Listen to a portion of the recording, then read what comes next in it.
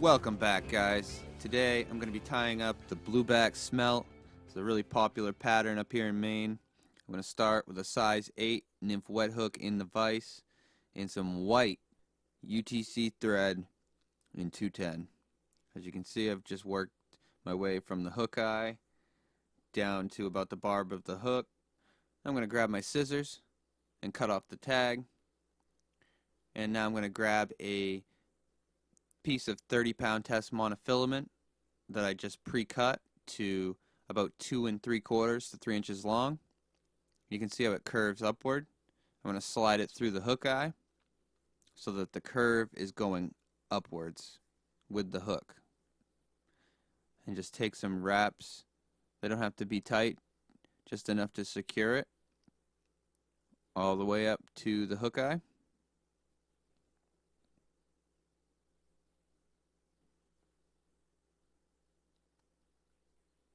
Alright, now I'm going to grab some large mylar tinsel. Alright, so I want the silver side showing, so I'm going to tie that down at the hook eye, and I'm going to work my way down to where the thread stopped before, towards the point of the hook. Now I'm applying a lot of pressure here. This is some heavy 210 thread, so it doesn't easily break. And you want to make sure that you're applying a lot of pressure so that the monofilament is securely binded to the hook. Now once you get down here to where your thread stopped before, you can either work your way all the way back up to the hook eye, or you can leave the thread where it is, like I'm going to show you here, and you can use it as kind of a guide to help you wrap forward. There is no right or wrong way to do it. It's just however you feel comfortable doing it and however it turns out good for you. So just make sure you secure this material, this tinsel. Grab your scissors and snip it off and form a head here, and either whip finish or throw in a couple half hitches.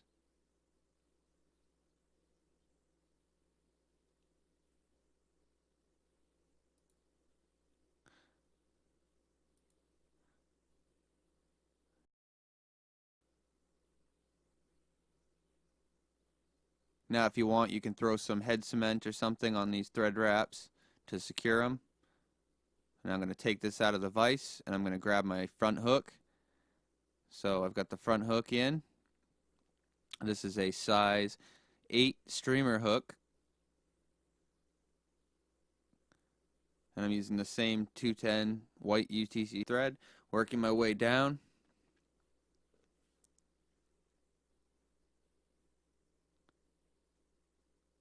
And here I'm going to stop about in between the point of the hook and the barb of the hook.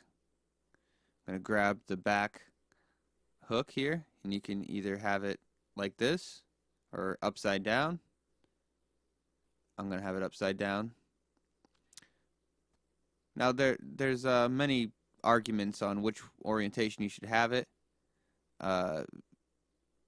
Just tie this on top loosely, like I'm doing here, and I'll try to get into it. Basically, you know, they say if you have two hooks going the same way, then you can double hook a fish. That makes sense. I've done it. So I started tying them upside down. And then I read people that argue not to tie them upside down because if you catch one on the rear hook there, like I have it oriented here, then you could potentially go right through their brain cavity, apparently, and do like it would instantly kill them, apparently. Now this has never happened to me personally, so I'm tying mine upside down because I actually have double hooked a fish one time, tying them both oriented the same direction. And I've totally just been tying without talking about what I'm doing, but I think you guys get the idea. I just grabbed a piece of tinsel. I'm going to tie it in silver side down so that I can wrap this silver body here. And so that's just a couple arguments on hook orientation. Uh, and let me get this going here. I'm going to wrap this tinsel forward. While I do that, I'm going to also tell you guys one thing that I've learned. So I've read this in books, and I've actually found it to be true by fishing this style fly. Now, they say that a big fish will attack a smelt or another fish head on sometimes instead of the rear. So that's why if you have a long fly like this, sometimes they'll strike and you won't hook up because they didn't strike the rear of the hook, they struck it from the front. So that's why in Maine, a lot of people troll with flies like this. And I've fished small lake inlets and ponds with this style fly, and I found it to be true that I hook up from the front. All my big fish have taken the front hook, not the rear. So there's an interesting little finding for you guys. All right, so now I'm going to straighten out these hooks just by doing this. And you can see how that kind of levels them out a little bit. I like my rear hook riding high a little bit. So I'm just going to whip finish this.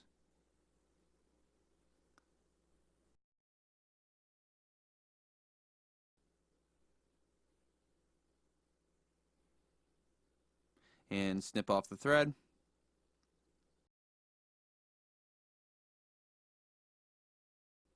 Now I'm going to grab my Sally Hansens and I'm going to coat the bodies.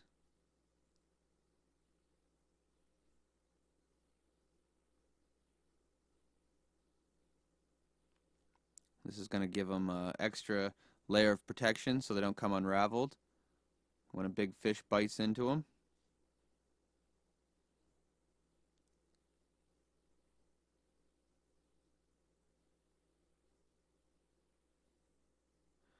And the other thing you really got to worry about is keeping your hook eye clean.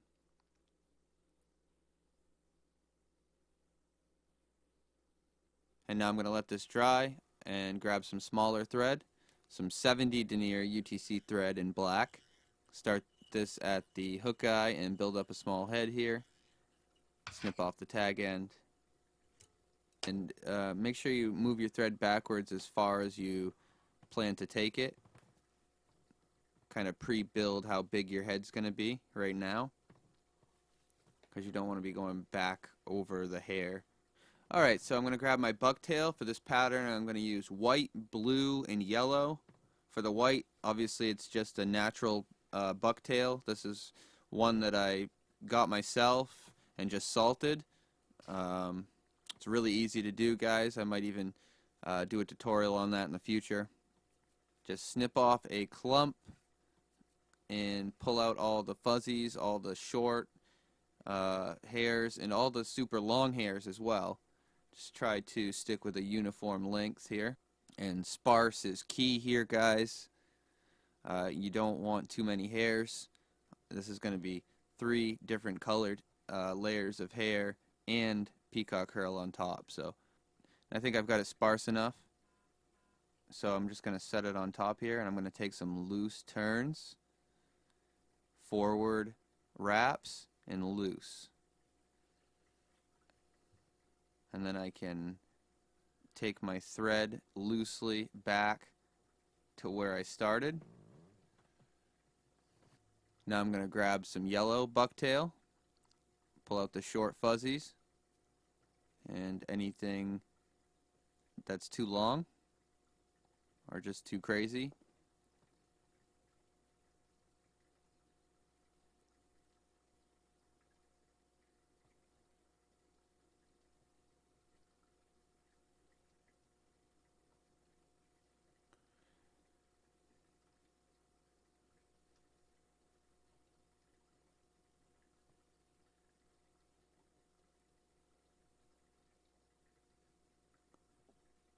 And that looks good to me.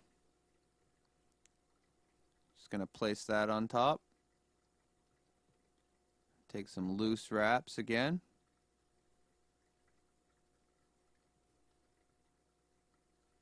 Going forward.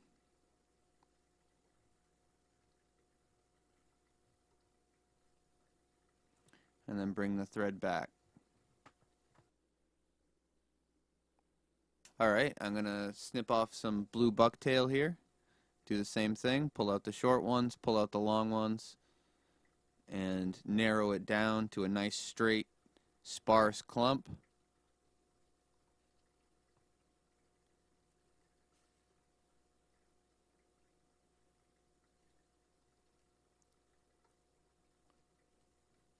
I'm happy with that. I'm going to set that on top.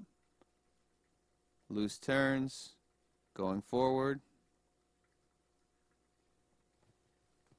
Just going to take a look at the whole fly here. It looks decent. I'm going to grab some Peacock Herl here. I'm going to grab 4 or 5 pieces of Peacock Herl.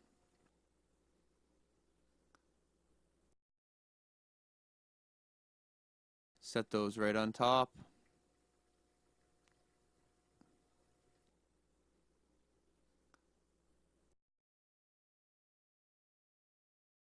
And here I'm going to pull tightly and really bind these materials down for the first time. Just going to check it out, see how it looks. Looks good to me.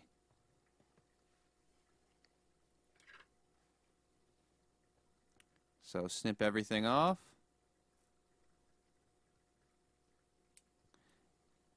And start applying some pressure and building up a nice neat head.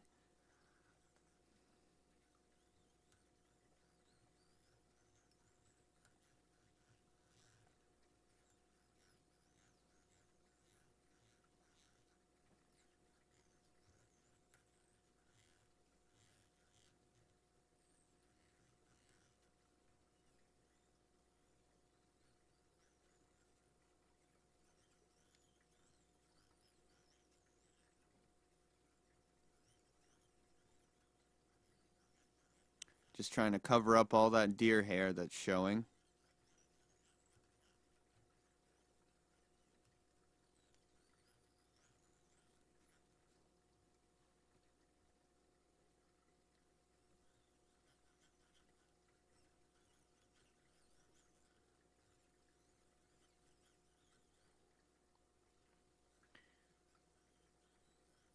No, I'm putting extra wraps into this, guys, because I'm trying to just flatten it out because I have to paint the eyes on. So I don't want any pits or anything that the paint's going to get stuck in.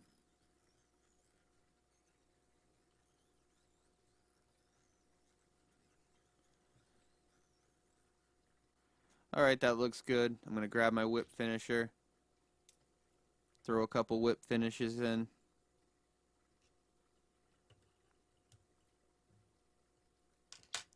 And snip off the thread.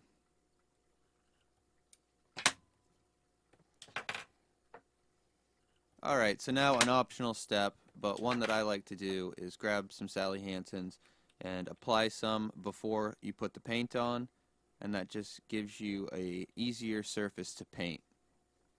So I'm back, the Sally Hansens has dried, and you can see that it's quite shiny, and there's less valleys, let's say, in the thread. So grab some acrylic paint in black and white. Start with white and grab your wooden dowel, pencil diameter. Sharpen one side bigger than the other. The white side is bigger than the black side. You're just going to dip your big side in the white paint. And very carefully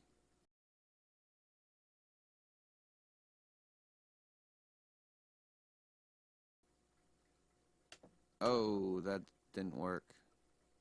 Try again. Usually only get one try. Yeah, that looks more like a scrambled egg. But that's okay.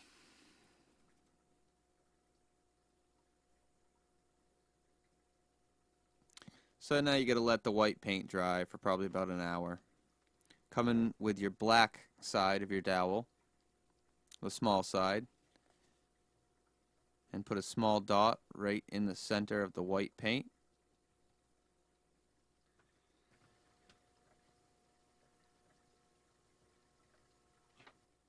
And there you have it. That's going to dry for another hour. And you can come in with your Sally Hansens and put 2 coats on. Here's the first coat. Once that's dry, put another one on. And here you have the finished Blue Back Smelt. This is actually an extremely effective trolling pattern in lakes or ponds, big rivers. It's a really good smelt pattern. Thank you guys for watching. If you enjoyed the video, please like, comment, subscribe. If you learned something, consider donating to my Patreon. Take care, guys. Catch you later.